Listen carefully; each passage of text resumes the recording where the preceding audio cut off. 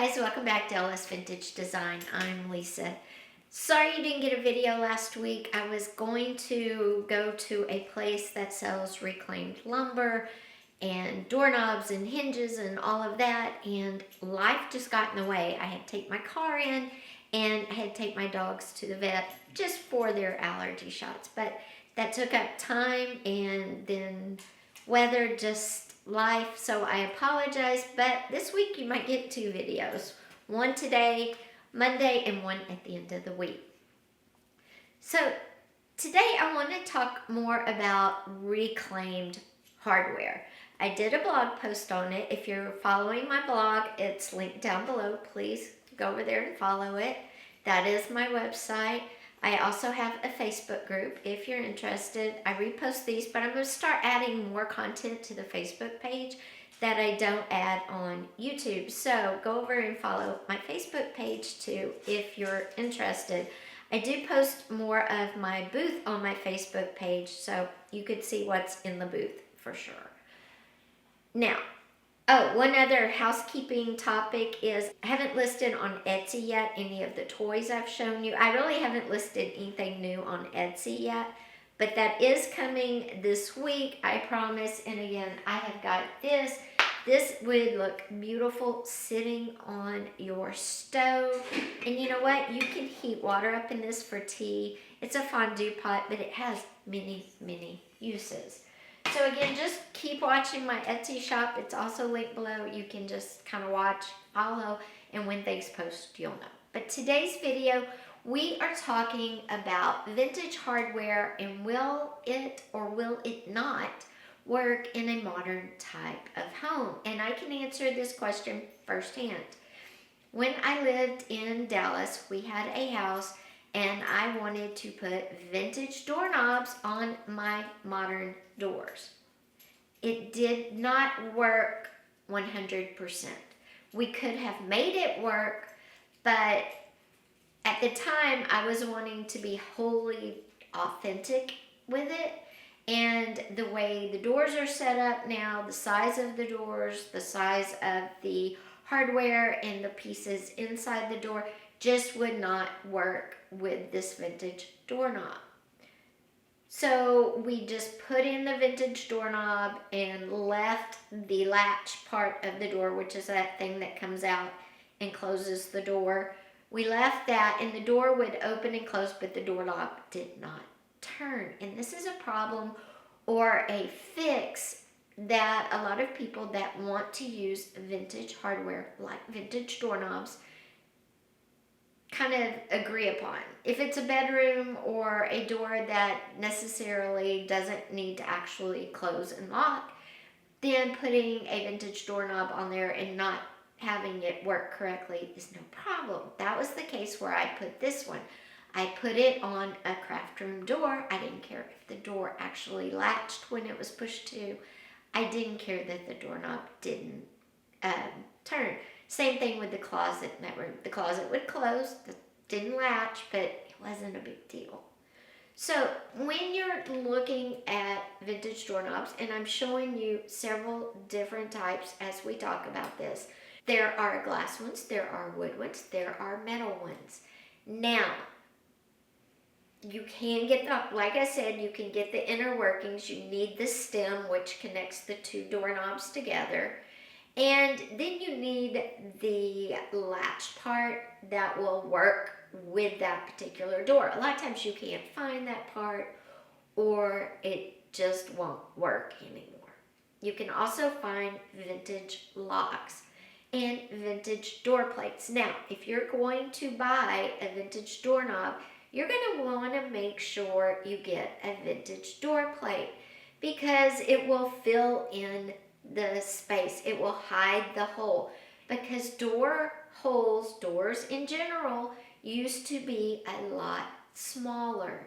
So the space for the doorknob, if you take out any doorknobs today, the hole that is left is going to be bigger than a vintage doorknob. So you're going to need to make sure you get those back plates to cover that hole. Now, when you buy vintage, and this is also in regards to a vintage hinges that, hinge the door open and close. These things right here, if you're not familiar.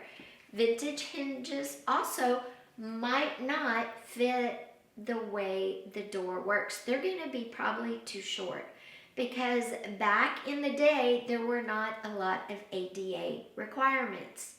And now doors need to be a certain width, not only for ADA compliance, but also for fire and building code compliance. So a lot of these great looks don't really function anymore. But don't let that bring you down. Because like I said, for the doorknobs, like I did in my craft room, you can put them on. They may not work, but you can put them on. Now, you can also buy repop doorknobs that are made, though, in all the inner workings that are made for modern doors. Size-wise, latches, the depth between the latch that's on the door, and I will show you a close-up of this. Not only do you have the doorknob, and this, when you take this out, the hole is there, but you also have this part, and this is interconnected to this part, and this is what didn't work correctly in my craft room. You also have this part here on your door frame, okay? And all of this has to work together for it to close. See, that works well. When you go to use vintage, sometimes those parts don't work well together, and that's just a fact of life, okay? And that's okay. That is fine. And like I said, you can buy repop or you can have them just not close. Maybe you have somebody in your life that can come in and make them work. These are all options. Now, the hinges, again, these help the door open and close. And every door has these, okay? This is a main outside door. This is an inside door. And they hinge. They help the door open and close. Well, vintage ones may not be as wide as they need to be, okay? So you're gonna have shorter plates maybe and a shorter wingspan, I call it, from the door to the wall where it needs to hinge outer doors or main doors. You can also get hardware for kitchen cabinets, bathroom cabinets, maybe a cabinet that you've built, something like this. You can get vintage hardware, but again, you are going to run into issues because of differences in building today versus yesteryear. You're going to run a problem with, if you do it on kitchen cabinets, bathroom cabinets, hole size, hole distance between holes. If it's a double, you might have the thickness of the cabinets are not as thick or they're too thick. So you can potentially run into a lot of issues that hamper any type of vintage hardware from working correctly in your home. There are workarounds again, but you may not want to go to the trouble. You may want to buy repop looking, you may want to buy repop handles and pulls versus trying to use vintage. Same thing with the hinges. Maybe the depth is too, not right, or it just is not flowing right. There's all sorts of issues using vintage hardware. Now, I am all for it.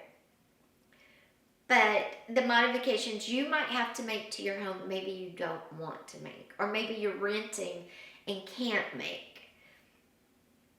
A good kind of, if you're renting and you don't care for door latches, like if it's an inside door that you don't care, put them on, save the doorknobs that came with it. You have to put them back on when you leave.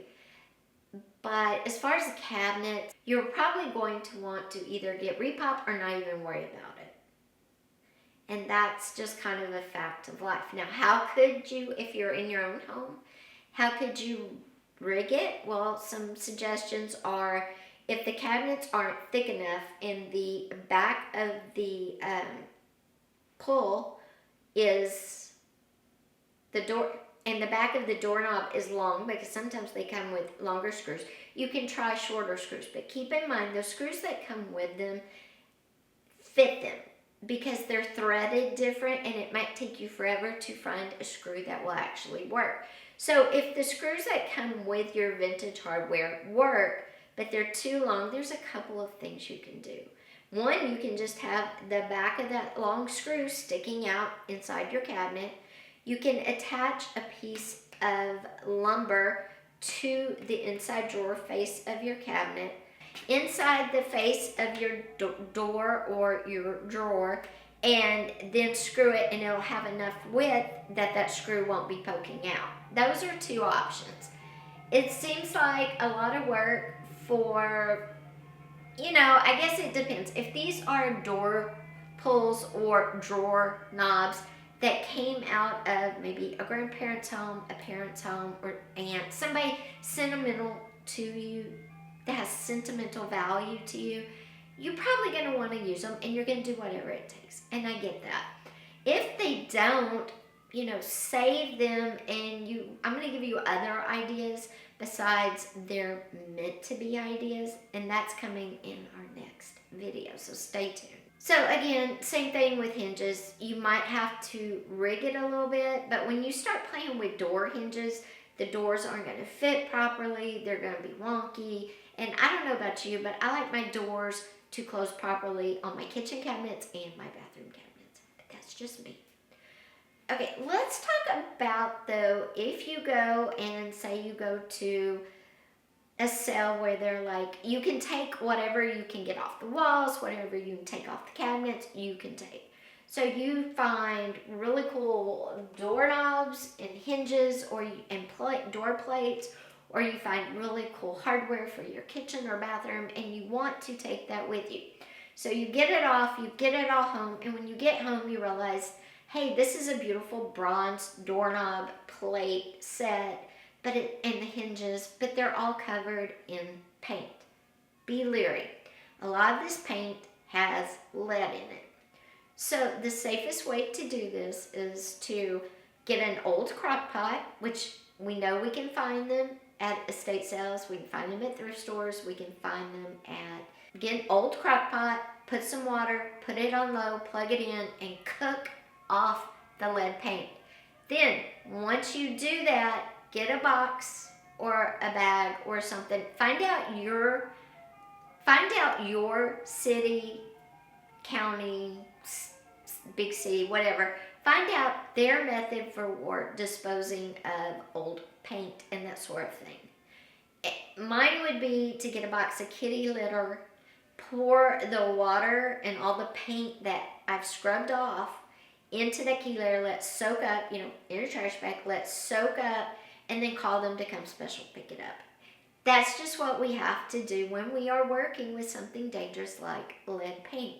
Also, make sure you are wearing gloves and a mask just to be safe, especially if you have some type of underlying condition. But get a wire brush, and once you cook them, that paint should fall off. Scrub them, dispose of that properly. You can bring them in the house, polish them up with a brass polish, and then you have a beautiful set of vintage hardware, doorknob, hinges, plate, or knobs for your kitchen or bathroom. But make sure when you are cooking off this old paint that you dispose of it properly. And think of disposing of it like a chemical, because that's basically what we're doing. Okay, guys, we're going to talk about other ideas for hinges and old drawer pulls, doorknobs, door hinges, everything other than actually using them for what they're meant to be in our next video. We will also be talking about vintage plates again. I touched on this subject before, and we are going to talk about it again, and I'm going to show you some options that I have that are currently in my Etsy shop. So come back at the end of the week for that. Take care. I'm sorry about last week, but like I said, you are getting 2 videos this week.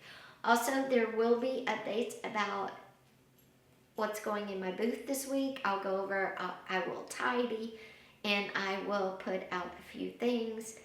So stay tuned, follow me on Facebook for that. And I will be hosting very soon, this is new, a crafting vintage event and a wedding event for all the brides coming up in the spring, summer of 2027, or in the fall, winter of 2026, if you are not in a rushed time frame. But I would say for the brides of 2027, if you're interested, just follow me here, Facebook, Instagram, my website, and we will have updates on those things. Take care. I will see you at the end of the week. Bye-bye, guys.